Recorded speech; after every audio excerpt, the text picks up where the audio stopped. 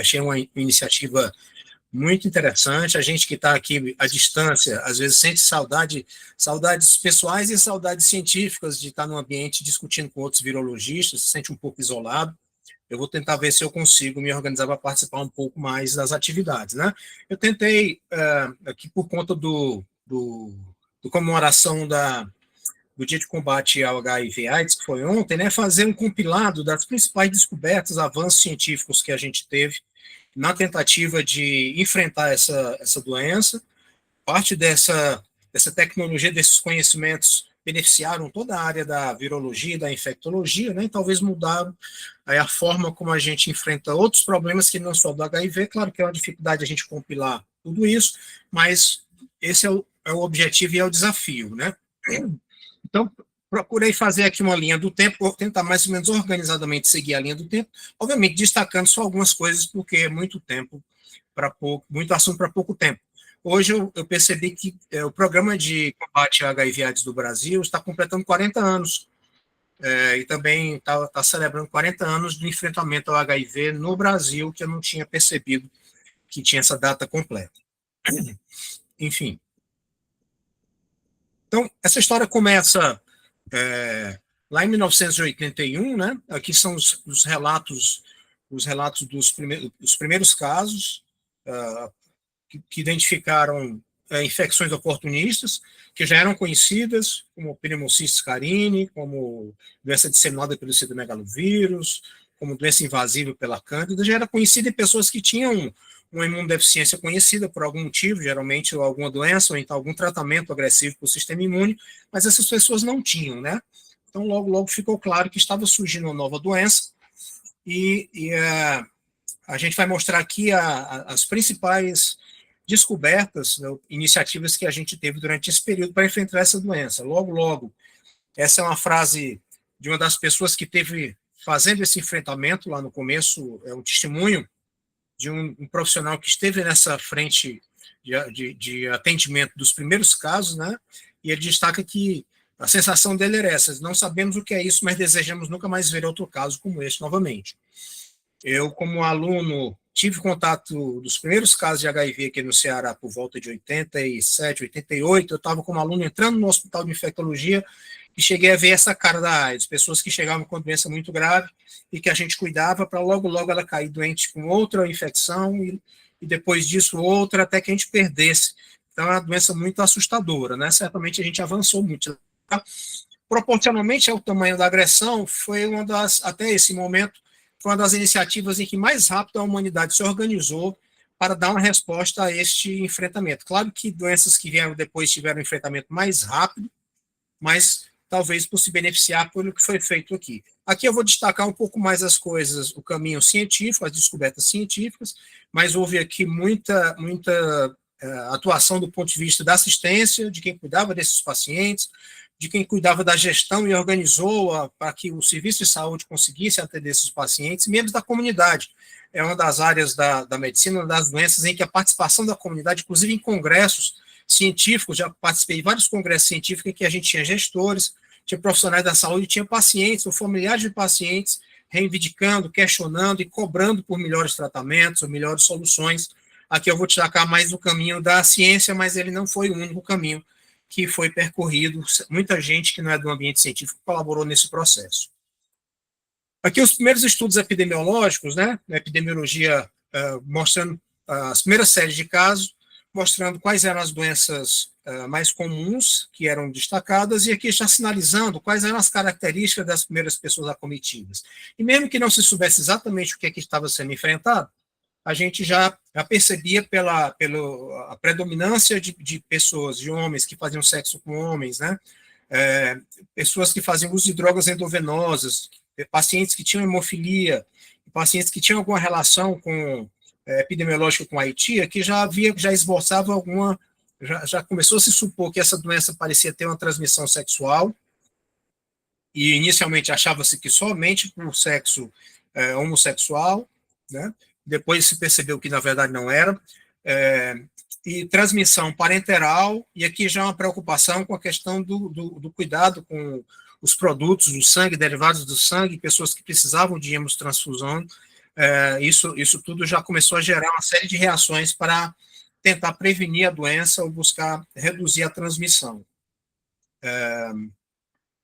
Também muita contribuição da área clínica, que foi na lista desses primeiros 3 anos, descrevendo cada vez mais o número de infecções oportunistas que caracterizavam a AIDS. Nessa época, a grande ação, a atuação era de descrever como diagnosticar adequadamente essas condições oportunistas, como tratar e como prevenir as condições oportunistas. Mostrava que isso era capaz de prolongar a vida dos pacientes há algum tempo, mas ainda assim era muito difícil, porque logo esse paciente permanecia tendo outras infecções oportunistas que sacrificavam muito aí a qualidade de vida e a sobrevida dele. Mas a atuação inicial muito focada na clínica e voltada para as infecções oportunistas. Essa era a cara da AIDS nos anos 80, né? Estudos epidemiológicos logo foram definindo que, além da transmissão sexual, que era predominante no sexo, especialmente pelo sexo anal, não era exclusiva só de homens e não apenas de sexo entre homens, mas também as mulheres. A transmissão parenteral existia, relacionada a drogas e bancos de sangue.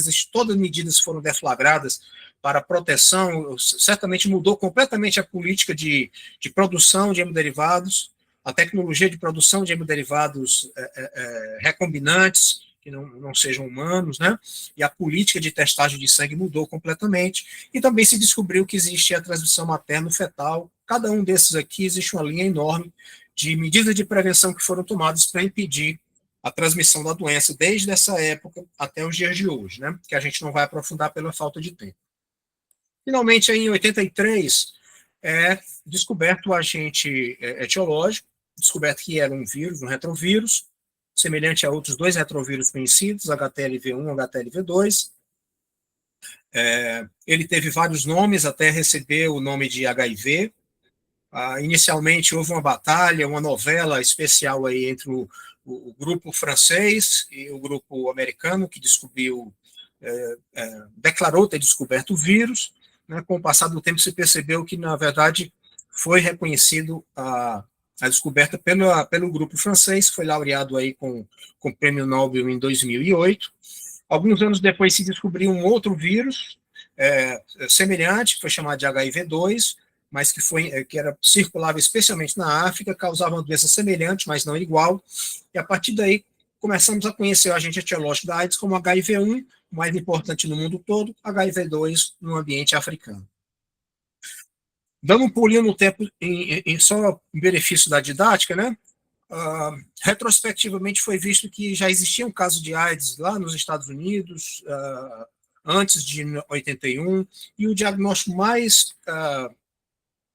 antigo que se conseguiu chegar foi de material sanguíneo, material biológico arquivado de paciente doente atendido em 1959 na África.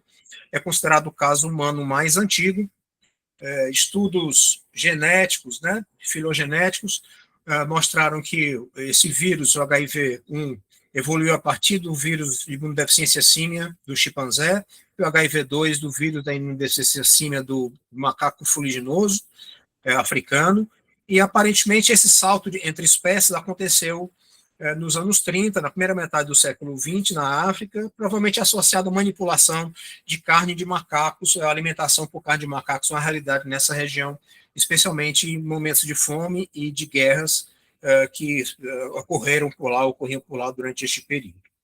Voltando um pouquinho no tempo, para a nossa linha do tempo, em 84 a gente foi descoberto, então, qual era o receptor celular que o vírus utilizava para entrar na célula. Esse receptor é o receptor do CD4, e aí a gente começa a entender um pouco a doença. Bom, já que o receptor do CD4 está na superfície de células do sistema imune, especialmente linfócitos auxiliares e macrófagos, é fácil compreender por que a doença se manifesta predominantemente como uma imunodeficiência, né?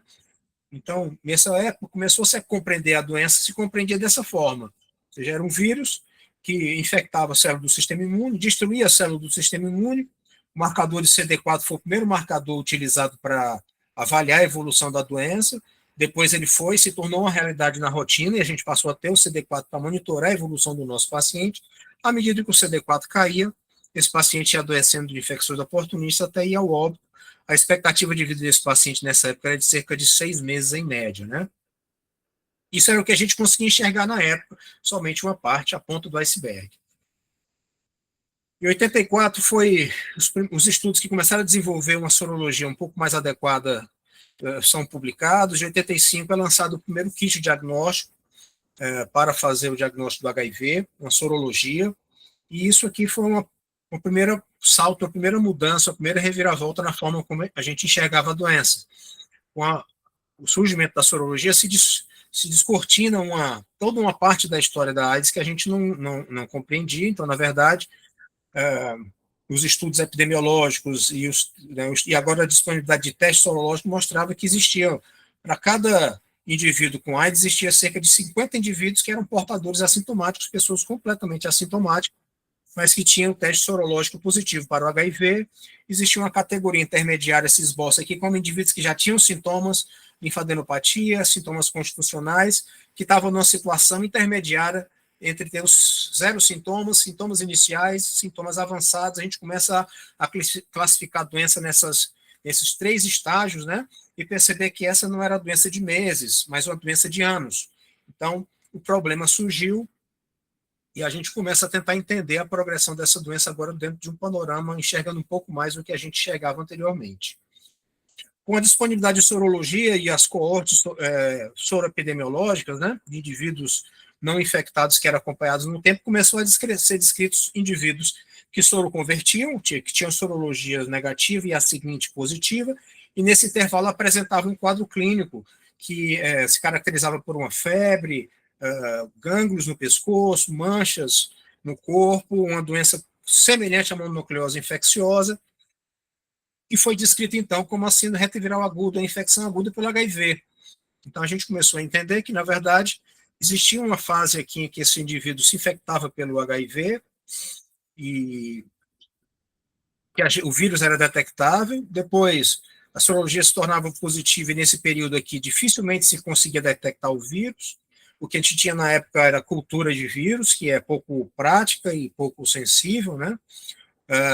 Aqui nessa época já surgia um teste para detecção do antígeno P24, um antígeno do próprio HIV, já um teste virológico, mas que conseguia detectar o vírus aqui, conseguia detectar o vírus nessa fase que o paciente já estava doente, mas não conseguia nessa época, então se acreditava que o vírus aqui estava latente, né? E que a gente conhecia outras doenças, como os herpes, como a tuberculose, que a pessoa tem a infecção, passa anos com a infecção latente, depois ela se manifesta. Obviamente, existe uma tendência muito grande a não fazer nada para quem está nessa fase, porque a pessoa não está doente. Nessa época, a grande preocupação era cuidar dessas pessoas que estavam já com a doença manifesta, pelo menos com essa compreensão da doença, né? A gente entende aqui que nessa fase aqui, em que a doença estava se manifestando, existia uma manifestação do comportamento do vírus.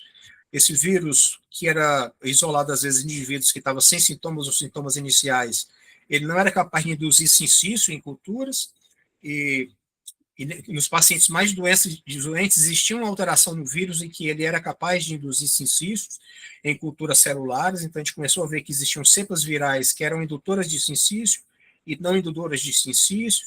Isso aqui tinha uma importância da gente compreender um pouco a fisiopatologia da doença, porque os estudos mostravam que apenas 1% dos linfócitos estavam infectados pelo HIV. Então, ele devia conseguir entender por que a doença causava imunodeficiência se 99% dos linfócitos não eram infectados. Uma das explicações era essa, porque a formação de cincícios fazia com que fossem destruídas células saudáveis e células infectadas pelo vírus, amplificando a capacidade do vírus de destruir as células, pelo menos assim que a gente conseguia entender na época. Saltamos um pouco para frente aqui, só para entender esse 10 anos depois, mais ou menos, aprendemos que o vírus HIV, ele precisava não apenas do receptor de CD4 para entrar na célula, mas ele precisava também de correceptores. E que esses correceptores eram de 2 tipos, o CCR5 e o CXCR4. Os vírus indutores de cincício, eles tinham essa característica de capacidade de utilizar esse receptor. Os vírus indutores de cincício a utilizar este receptor, né? E aqui a gente começa a ver pela primeira vez, a gente percebeu, foi descrito um fator protetor para tentar entender o que já começava a ficar claro na época, de que alguns indivíduos não se infectavam pelo vírus HIV, ou às vezes se infectavam e a doença caminhava de uma forma muito mais lenta, e a gente foi visto que alguns indivíduos, cerca de 15% dos caucasianos europeus, eles tinham essa mutação em heterozigose, ou seja, ele tinha menos receptores de expressão, menos receptores correceptores na superfície das células, fazendo com que eles tivessem doença mais leve, e que 1% desses indivíduos tinham em homozigose, ou seja, eles não tinham esses receptores na superfície da célula, fazendo com que a doença não se manifestasse ou sequer eles se infectasse por esse vírus. Isso aqui vai ser importante mais na frente para a gente entender a questão das estratégias de cura que são elaboradas hoje. Em 87 temos o nosso primeiro tratamento, o AZT. O AZT foi uma droga que foi criada para combater o câncer, não funcionou muito bem.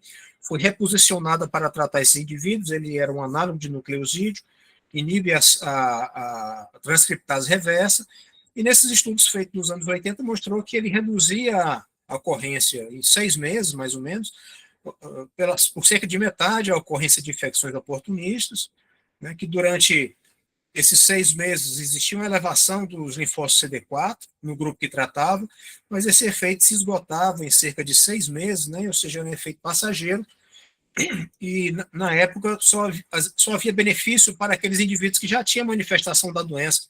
Quem tinha a ARC ou quem tinha era portador do vírus não tinha benefício nenhum, então a ideia era observar e só tratar com antirretroviral aqueles indivíduos que já tinham doença manifesta. Esse tratamento era um tratamento com muita toxicidade, difícil de tolerar, mas prolongava um pouco a sobrevida deste paciente.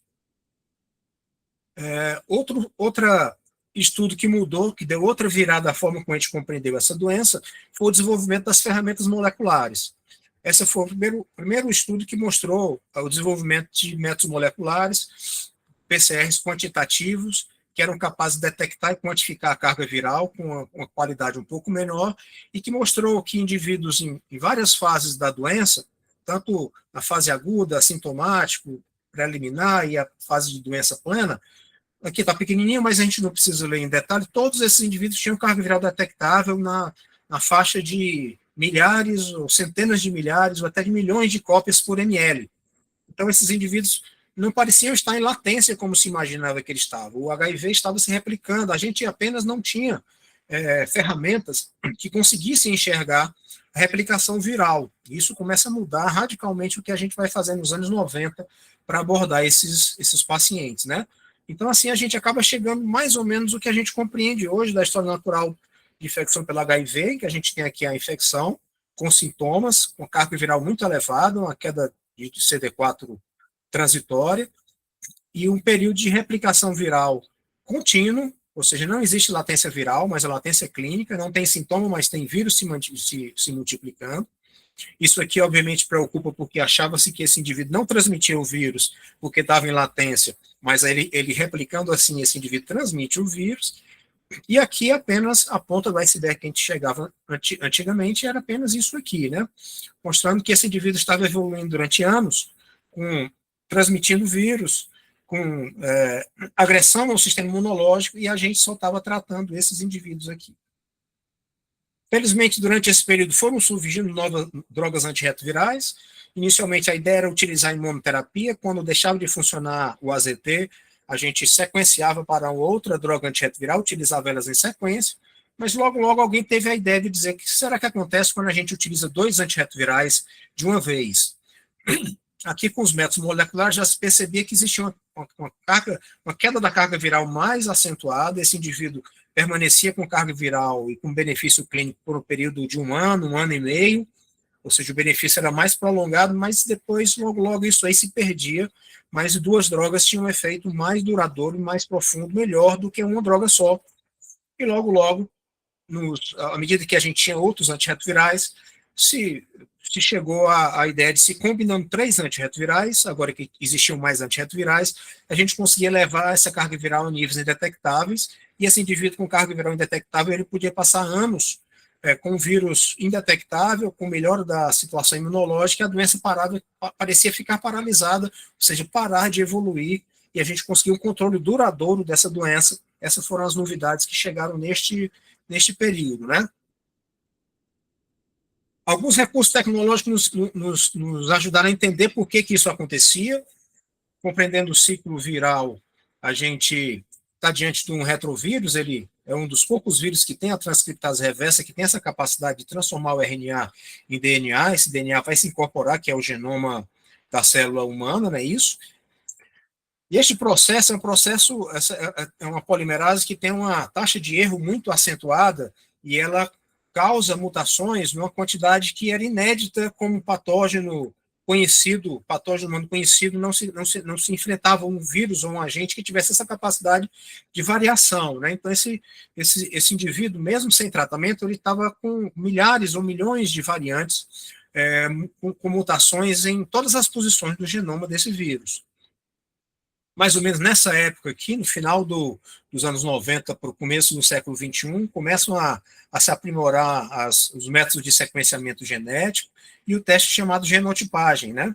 Em que a gente fazia o sequenciamento genético do HIV do paciente e comparava com a sequência genética do HIV padrão e via a substituição dos aminoácidos que esse vírus do paciente teve, e a partir daqui se fazia uma tradução qual era a sensibilidade que esses vírus tinham aos diferentes antirretrovirais. Então, se desenvolveu um teste de resistência, inicialmente para o ambiente acadêmico, depois isso se tornou disponível a partir de 2001, 2002, o Brasil começa a oferecer isso dentro da nossa rede, então passavam a ter CD4, passavam a ter carga viral e ter acesso à genotipagem para melhorar o tratamento dos nossos pacientes, né?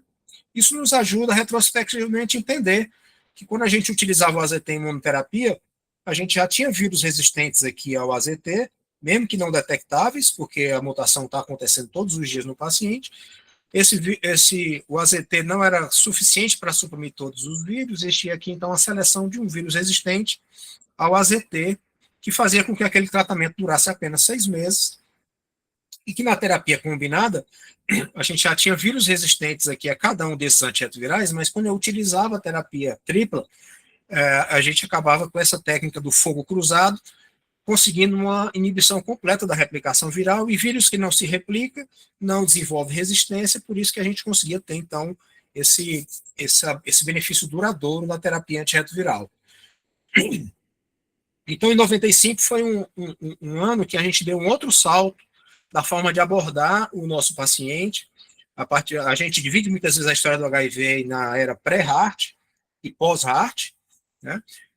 Nesses trabalhos aqui, essa síntese, esse editorial desse pesquisador David Ho, né, que saiu com essa proposta de mudar radicalmente a forma como a gente abordava esse vírus, a ideia de começar a tratar o mais tarde possível o paciente, e ele propõe não, atacar cedo e atacar forte, ou seja, começar a tratar o mais cedo possível e começar a tratar com a maior potência possível, né? Isso porque durante esse período, e esses estudos mostram, que a replicação viral é contínua, não existe latência viral, e durante esse período esse tempo que o paciente não está tratando, está havendo evolução viral, esse vírus está se tornando mais diverso e mudando, às vezes, de formas menos patogênicas para forma mais patogênica, está havendo distribuição dos tecidos linfóides, e a capacidade regenerativa de gânglios, de timo, dos reservatórios, dos tecidos linfóides vão sendo destruídos. E, por outro lado, estudos que mostravam que a meia-vida do vírus era muito curta, que a meia-vida das células infectadas era muito curta, e que talvez eu, com essa supressão viral máxima, eu impedisse a replicação viral, impedisse o surgimento de resistência, impedisse o dano imunológico, e talvez eu tivesse a capacidade de, se esse vírus dura pouco e se essas células duram pouco, quem sabe manter esse indivíduo 1 ou 2 anos com supressão viral completa, quando eu retirar esse antirretroviral, esse indivíduo está curado. Então, houve uma grande empolgação com e quase tudo que foi previsto foi conseguido, mas, na verdade, a cura não foi possível, né?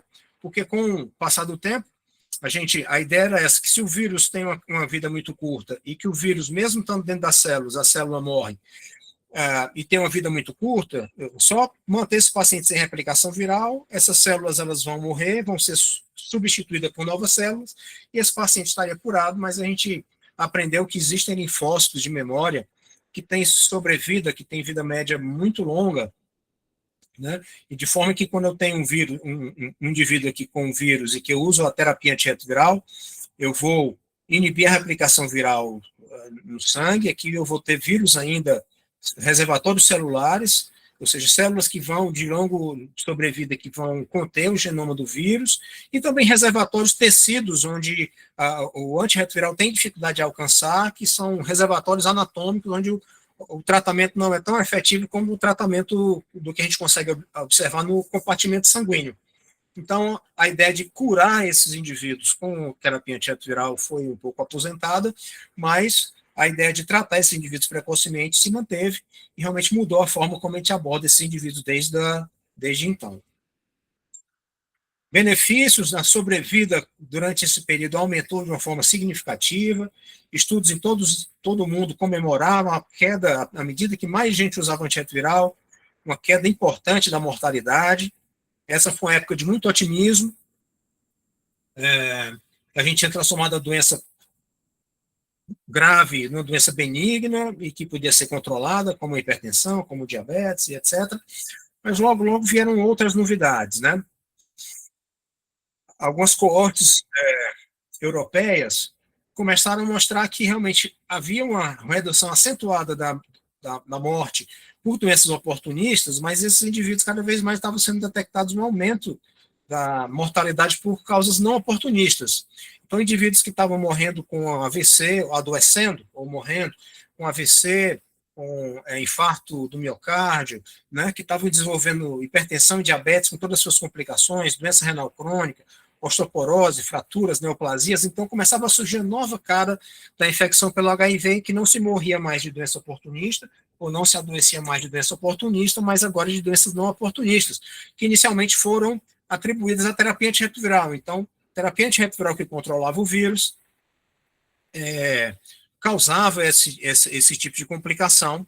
Então, ela resolvia um problema e causava um outro problema, e meu paciente que não adoecia mais de determinadas doenças, passava a adoecer por outras. Foi um banho de água gelada em cima de toda a empolgação inicial. Então, aquela ideia de tratar todo mundo, tratar cedo demais, podia ser que eu estivesse causando essas doenças, né, no meu paciente, né? Será que eu não deveria tratar tão cedo? A partir daí, várias estratégias. Aqui são estudos que também mostravam que, apesar do grande benefício em termos de expectativa de vida que tinha nos países desenvolvidos, nos países de baixa e média renda, os nossos pacientes eles ainda não sobreviviam, não tinha a mesma expectativa da população geral. Então, melhoramos, mas melhoramos apenas em parte, né? Um outro estudo que apareceu nessa época significou uma nova virada também à forma como a gente conseguia entender a doença e o seu tratamento. Então, a partir daí, começou a ter aquela ideia. Então, indivíduos mais idosos, ou indivíduos que têm risco cardiovascular, indivíduos que têm diabetes, pressão alta, será que eu não devo começar a terapia antirretroviral para ele, né? Porque isso vai causar infarto e causar essas complicações. Então, surgiu, na época, esse estudo, na primeira década do século XXI, em que tentou buscar uma alternativa para isso. Na época existia essa abordagem que seria terapia intermitente. Então, questionaram aqui, será que se a gente fizer um tratamento em que quando o paciente, o CD4 baixar, eu começo a terapia antirretroviral, quando o CD4 subir, eu retiro a terapia antirretroviral, assim eu dou menos antirretroviral para esse indivíduo, será que eu vou conseguir o benefício da terapia antirretroviral e vou poupar esse indivíduo de ter complicações não oportunistas, né? E assim, a ideia do estudo era mais ou menos isso. Um braço fazia o tratamento contínuo padrão, o outro braço começava o tratamento quando o CD4 caía, quando o CD4 subia, retirava o tratamento. Assim, o paciente que durante um ano, às vezes, poderia passar 6 meses sem tratar e 6 meses tratando, e assim usar menos antirretroviral e assim conseguir a melhor solução possível, né, das dois tipos de complicação da doença. Esse estudo foi interrompido antes do final previsto, porque a mortalidade e o adoecimento no braço da pesquisa estava sendo maior do que no braço controle de terapia contínua, né? Então, eventos oportunistas, ou seja, doença ou óbito por doença oportunista maior no grupo que parava o tratamento, infelizmente não deu certo, mas curiosamente, quando foi olhar o outro braço do desfecho secundário, que era a ocorrência de complicações não oportunistas, elas também tinham sido maior nos indivíduos que utilizavam, que paravam a medicação do que do indivíduo que utilizava a medicação contínua, ou seja, aquele indivíduo que usava menos antirretroviral estava tendo mais infarto, doença cardiovascular, renal ou hepática, do que aquele indivíduo que estava usando a medicação o tempo todo. Então, se essas complicações são da medicação, como explicar que os indivíduos com menos medicação tenham mais complicações, né? Então, isso foi uma outra pequena revolução que aconteceu na nossa compreensão. Estudos mais adiante identificaram que esses indivíduos que complicavam com o optoadoecimento, eles tinham em comum marcadores inflamatórios mais elevados, né? Isso abriu toda uma linha de pesquisa que a gente vai passar rapidamente por conta do tempo, que começa a enxergar a doença de uma outra forma.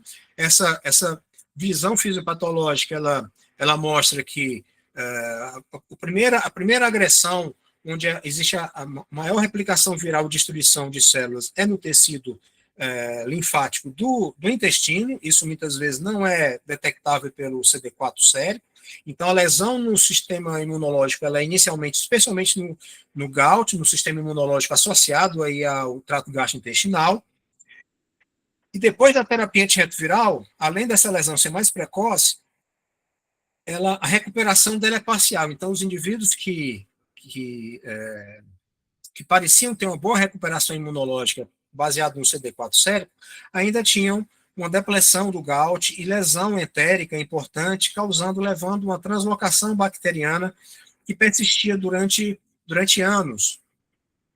E estudos mostravam que esses marcadores de translocação bacteriana, que o LPS, eles eram mais elevados nos indivíduos que não tratavam. Nos indivíduos que recebiam terapia antirretroviral, eles tinham uma situação intermediária. Nos indivíduos que não eram infectados, eles tinham níveis mais baixos. Quando a gente via a relação, existia uma relação direta entre níveis de LPS e níveis de marcadores inflamatórios. Então, a ideia é que a translocação bacteriana parece estar causando ativação imunológica, inflamação, e essa inflamação talvez mediando a doença. E essa é a forma como a gente consegue compreender essas doenças, essa doença de múltiplos órgãos, não parece estar associada predominantemente ao uso de antirretrovirais, mas sim alterações imunológicas que são deflagradas por agentes infecciosos, mas existe uma mediação imunológica. E hoje em dia existe uma linha de pesquisa enorme que a gente não vai aprofundar aqui, da tentativa de o que fazer para tentar reduzir esse estímulo, ou para tentar melhorar ou regenerar o intestino, para reduzir a translocação bacteriana, ou formas de frear ou de reduzir a ativação de células, da inflamação, para tentar reduzir essa complicação. Existe toda uma linha de pesquisa para tentar controlar essas complicações não oportunistas, mas pelo menos paramos de frear o tratamento antirretroviral e de ter medo do tratamento antirretroviral e poder tratar hoje, como a gente considera hoje, todas as pessoas sem limite, né?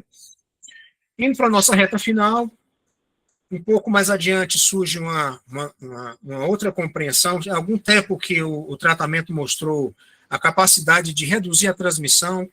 A primeira coisa que foi utilizada foi utilizar o antirretroviral para a gestante, para tentar reduzir a transmissão para a criança. Mostrou-se que era efetivo e desde os anos 80, final dos anos 80, começou a utilizar o AZT para evitar a transmissão vertical pelo HIV, e isso reduziu muito a transmissão vertical, né? Utilizar o antirretroviral para impedir que a transmissão nos acidentes ocupacionais, né? Na exposição sexual, mas aqui a gente dá um outro salto, quando esse estudo feito na África, porque eticamente é onde era possível fazer, porque lá ainda o acesso ao antirretroviral era limitado, e o tratamento só era iniciado para indivíduos em fase avançada, então resolveram fazer casais sorodiscordantes, que um parceiro era positivo, outro era negativo, oferecer para metade deles a terapia precoce, mesmo que não houvesse indicação pelos parâmetros locais, e o outro braço ia iniciar o tratamento apenas quando fosse indicado pelas recomendações locais, e mostrou-se que aqueles indivíduos que, mesmo sem sintomas, naqueles casais em que foi utilizada a medicação precocemente, obviamente, esses indivíduos tiveram um benefício clínico, mas a transmissão quase que foi reduzida em 100% nos indivíduos que receberam antirretroviral, não transmitia para o seu parceiro dentro do casal, mostrando que a terapia antirretroviral ela também tinha uma importância como prevenção da infecção. A partir daí surgem novos conceitos, que é para onde a gente vai encerrar a aula. que é utilizando a terapia como prevenção, ou seja, utilizar a terapia, entender que iniciar a terapia para o indivíduo era beneficiar aquele indivíduo, mas também beneficiar a comunidade, reduzir a transmissão, que o indivíduo indetectável, ele não transmite o vírus, né?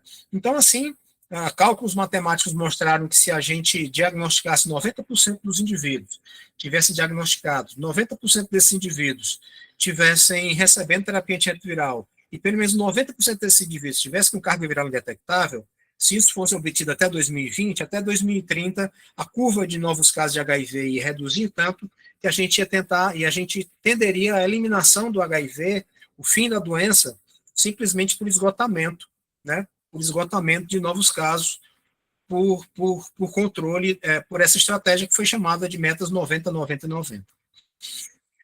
2018, 2019, alguns estudos fizeram o levantamento dessa estratégia, mostraram que houve, em suma, né, houve benefício parcial, houve redução de incidência, em algum desses estudos conseguiram mostrar. A ideia aqui era, dentro de uma comunidade, fazer investigação dos casos precocemente, ativa, tratar todo mundo e mostrar que o tratamento naquela região reduzia o número de novos casos naquela região por conta da redução da transmissão local.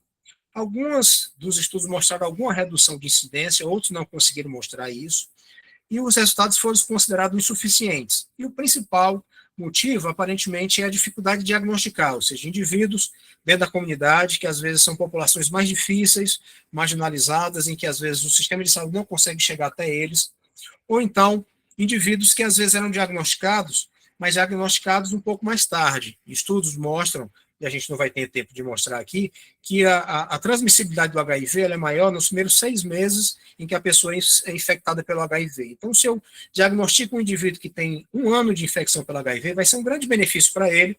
Provavelmente ele não vai estar doente, vai se preservar bem, mas as pessoas que ele tinha que infectar, ele já infectou quase todas, porque o período de maior transmissibilidade foi justamente naquele primeiro ano em que ele estava assintomático, ou seja, que ele não foi tratado porque ele não foi detectado, né? Então, aqui uma lacuna é melhorar o diagnóstico. Hoje a OMS trabalha com uma meta 95, 95, 95. De qualquer forma, se isso não foi capaz de controlar completamente a doença, houve uma redução progressiva do número de novos casos, uma redução progressiva do número de óbitos, né? Então, houve um avanço muito grande. Quando a gente olha um pouco para os dados no Brasil, a gente tem uma queda da mortalidade suave, mas o número de casos novos ele se mantém estável. Esse ano, inclusive, houve um aumento um pouquinho, aumento dos novos casos, e isso provavelmente está relacionado a diagnóstico tardio, e isso, na outro lado dos estudos que a gente faz, que a gente é interessado, o professor Benedito aí gosta, me preocupa muito o fato dos nossos pacientes muitas vezes não serem detectados porque eles passam como casos de dengue, pacientes com febre, com dor no corpo, com manchas no corpo, e são tratados como dengue. Então quase nenhum paciente chega para a gente naquela fase aguda, quase não diagnosticamos aquele paciente. É possível, então, que existam, que o mundo da dengue ou das doenças, das arboviroses, se conecte aqui um pouco com o mundo do HIV, mostrando que a gente trabalha em doenças em pacotes separados, mas talvez na comunidade a suspeita de dengue para todo mundo que tem febre atrapalhe com que a gente faça diagnóstico precoce de infecção pelo HIV. Um slide para mostrar que, apesar de todos os estudos que foram feitos para o desenvolvimento de vacina, a gente não conseguiu desenvolver uma vacina. Existem estudos e a esperança, aparentemente, o vírus tem uma capacidade, uma complexidade, capacidade de se modificar, de variar, né, em uma patogênese complexa e que faz com que a gente não consiga ainda uma vacina protetora. A cura do HIV se mostrou possível em poucos indivíduos. Então, aqui tem uma lista de indivíduos já que foram curados do HIV, ou seja, é possível, mas todos eles indivíduos que tinham HIV e uma doença hematológica neoplásica tiveram que fazer um transplante de medula. Ao fazer o transplante de medula, foi utilizado o doador que tinha aquela mutação protetora do HIV que a gente falou lá na frente, do HIV não, mutação no genoma humano, que não produzia aqueles correceptores que o HIV precisa para entrar na célula, e por conta disso eles ficaram curados, mas com um tratamento agressivo, arriscado, caríssimo, pouco acessível. Mas existe uma série de estudos, existe uma linha de pesquisa na tentativa de criar formas de criar uma forma de curar o HIV, ou seja, de eliminar aqueles reservatórios residuais que não seja tão agressivo e arriscado como a cura do HIV. Encerramos por aqui. A gente sauda e mostra que todos esses avanços que foram feitos teve uma velocidade inédita. Claro que quando a gente vê a velocidade com que se produziu novidades para a Covid foi uma velocidade muito maior do que a que nós vimos aqui, mas certamente não teria sido possível se não fossem as ferramentas que foram desenvolvidas durante todo esse combate. Então, a virologia, ela praticamente, talvez a gente possa separar a virologia em pré-HIV e pós-HIV, né? Transformamos uma doença fatal numa doença crônica e controlável. Mostramos que o antagonismo inicial que existia, especialmente para países mais pobres ou de média renda, que a gente deveria investir apenas em prevenção e não em tratamento, que não faz sentido, que prevenção e tratamento elas devem ser feitas juntos, um beneficia o outro, deve ser feito de uma forma integral. E os desafios para o futuro, como melhorar o diagnóstico, diagnosticar mais cedo esses indivíduos, melhores formas de prevenir e de tratar esse indivíduo, menos tóxicas, mais fáceis, mais baratas. E atualmente, esse aqui é o manual, o documento celebrativo da data de ontem. Uma das grandes preocupações desse dia, na verdade, não é relacionado à tecnologia, o diagnóstico e o tratamento, mas a redução de recursos para pesquisa e recursos para o combate ao HIV por conta de mudanças políticas no mundo todo, especialmente nos Estados Unidos, que têm reduzido as verbas ou os investimentos para esta finalidade, colocando em risco a sustentabilidade de toda essa história de evolução que nós conseguimos, em que nós que trabalhamos na clínica, no laboratório, na ciência, demos uma contribuição, mas certamente outra parcela da sociedade também deu a sua contribuição e que certamente vai ter que se esforçar mais ainda para que a gente consiga melhores resultados no futuro. Bom, eu acho, não sei se eu consegui cumprir aqui os 45 minutos mais ou menos que a gente tinha calculado. Demos uma varredura geral, certamente não consegui cobrir tudo, mas fico à disposição aí para a gente conversar e para tirar dúvidas e para os comentários de vocês. Obrigado. Perfeito, professor Kenny, muito obrigado. Foi uma palestra sensacional, muito informativa. Pessoal, as câmeras e os microfones estão abertos. Quem quiser fazer uma pergunta para o professor Kenny, fica à vontade.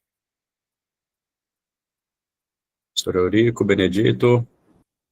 Kenny, eu só queria cumprimentar, porque foi uma fala extremamente completa, né? Obviamente, como você disse, não dá para fazer lá tudo num período tão curto, mas eu acho que você abordou tudo que a gente realmente sabe hoje, pelo menos pincelou o que a gente sabe da infecção pelo HIV, né?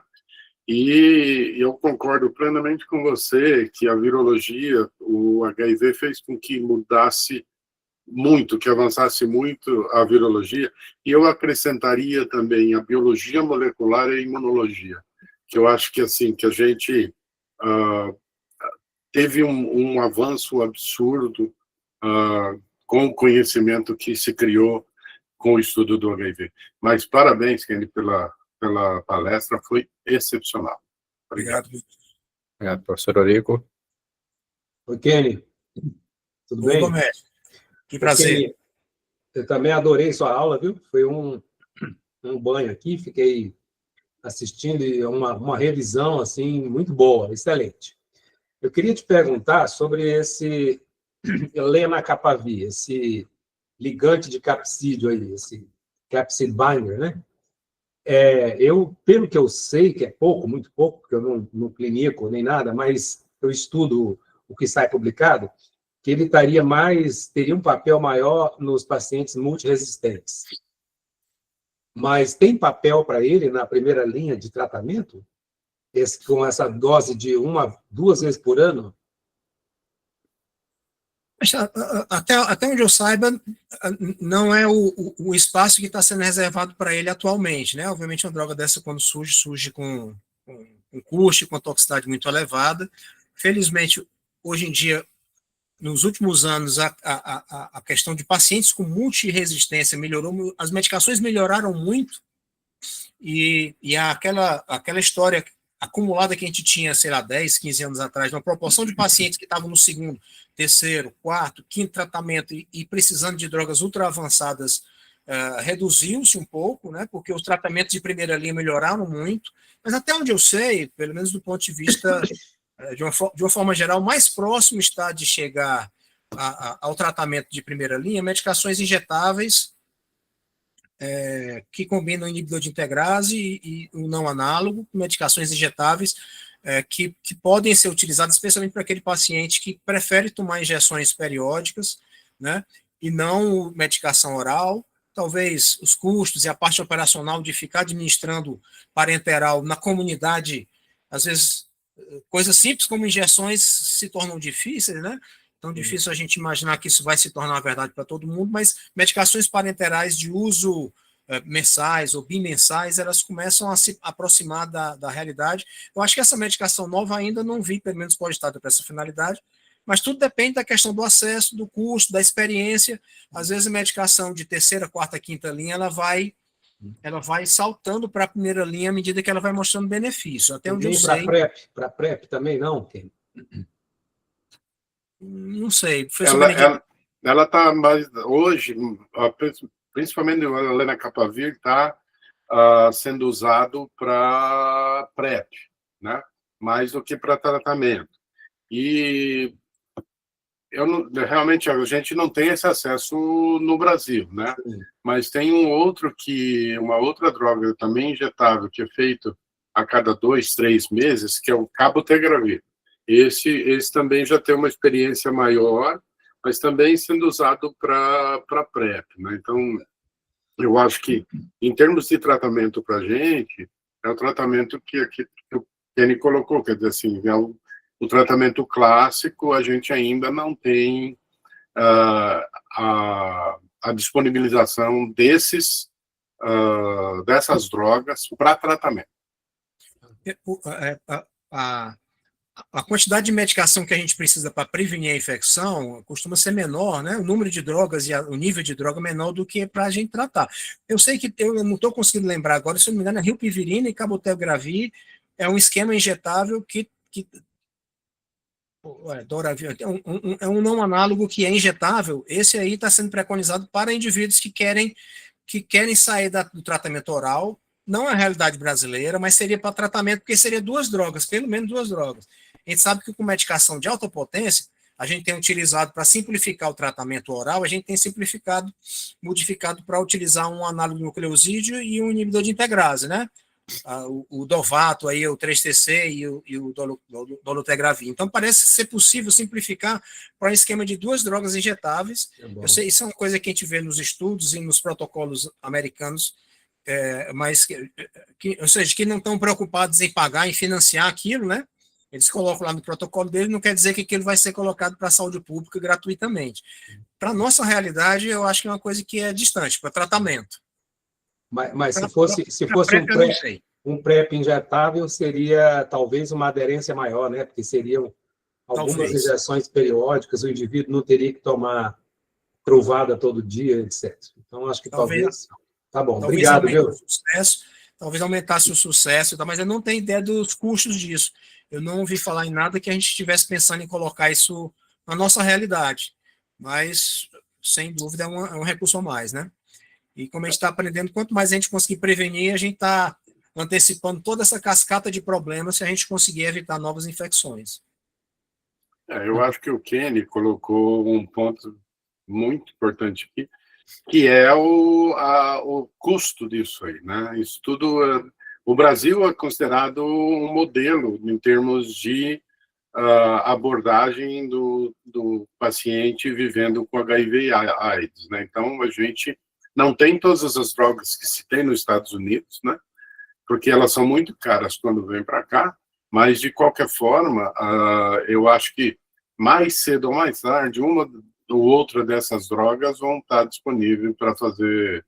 Acho que, principalmente, aí é uma coisa minha, eu acho que seria mais para PrEP do que para tratamento nesse momento, né? Só para complementar um pouquinho do lenacapavir, ele realmente é um medicamento muito caro para trazer para o Brasil, ele sai em torno de $45 mil por pessoa por ano, tá? Mas a Gilead, ela quebrou, ela tem uma isenção de royalties para algumas outras empresas produzirem esse medicamento, mas o Brasil ficou fora dessa, tá? Então não vai ter, sairia em torno de $50 por paciente por ano, mas o Brasil, eu não sei por que ele não entrou nessa quebra de royalties da Gilead. Pessoal, alguma outra pergunta para o professor Kenny?